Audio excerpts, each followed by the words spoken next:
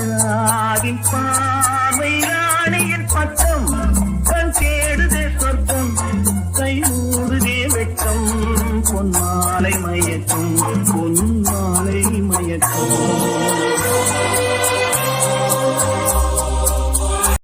இல்ல ஒரு 2-3 லைன் கொஞ்சம் வேற மாதிரி ட்ரை பண்ணலாம்.